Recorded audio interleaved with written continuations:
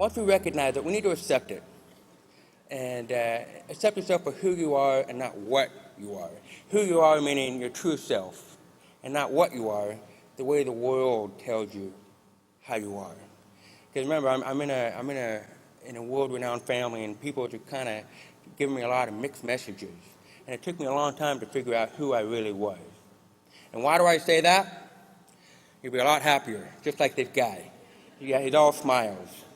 And it's true, there's not much we can do about our appearance, but there's much we can do about the kind of person that we want to become.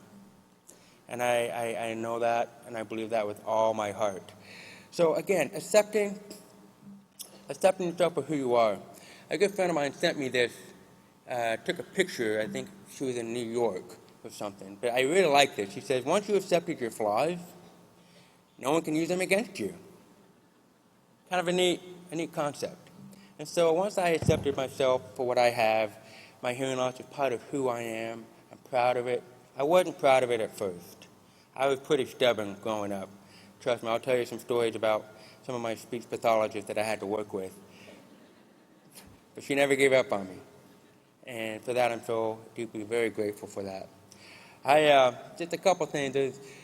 We all go through our own challenges, physical challenges, emotional, psychological, whatever those challenges may be. There are two different kinds that I've learned. One, challenges that we go through, but they're only temporarily, like headaches, heartburn. And then there are challenges where they go through us. It's just the other way around. And what I mean by that is there's nothing we can do about it. I was born with a hearing loss. It's inevitable. There's nothing I can do about it. But it's okay. I love this. From Utah, so we have a lot of rodeos. And of course, Texas, my goodness. You get a lot more rodeos than we have. Sorry. I love this. The knowledge that no matter what you do with the rest of your life, you'll never be as cool as a bull-riding monkey. Face it, guys. I'm sorry. All you cowboys, cowgirls, you'll never be able to ride a bull longer than a monkey. And it's the same in how we look at it. It's all how we look at it. And it all boils down to the attitude. And if you look at it from a glass half empty or half full, I love bulldogs. I don't have one. I'm going to get one someday. But again, it's all how you look at it. I met this lovely young lady not too long ago. She was deaf, but she came in, needed some hearing aids, so I was able to help her. She was down in Guatemala. And I noticed that she was always smiling. I just kind of kept an eye on her. She just always had a smile. And she finally got to me, and I just started talking to her and said, hey, how come you're so happy? And I found out that she was born with a condition where her kneecap, basically extends the other way. So you know how we fold our knees. Hers were born the other way out. And I was thinking, wow, what a great attitude. She doesn't even complain. She's just happy and very content with what she has. While we were there, I was having a nice steak dinner with my buddy one night. And I remember taking a bite out of this really nice steak. And I turned to my friend and I said, hey, isn't that the best steak you've ever had? And he responded and he said, you know, Justin, that's the same steak I've always had. I didn't quite understand. And then he said this. He said, Justin, I'm 45 years old, and I've never had a sense of taste.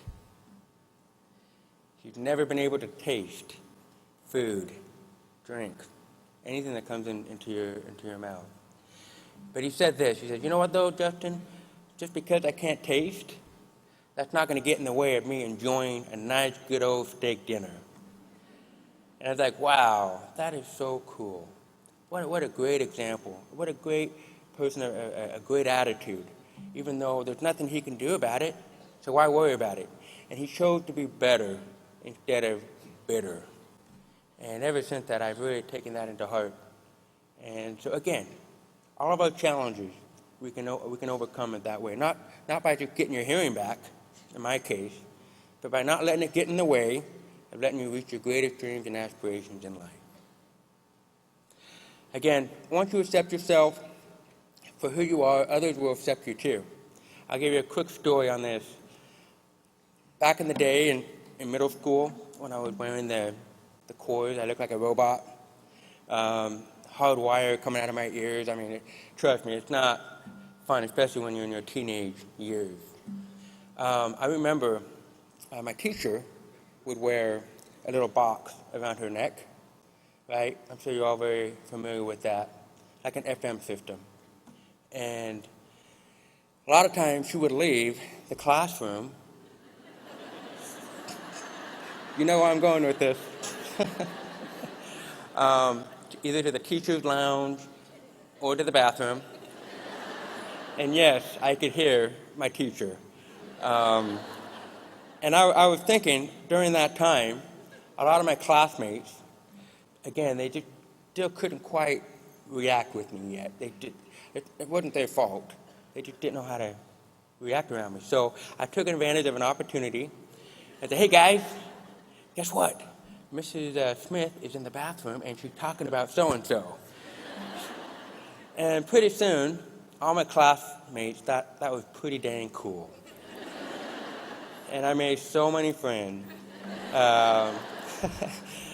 And so you can always take a negative connotation or situation and turn it into something positive.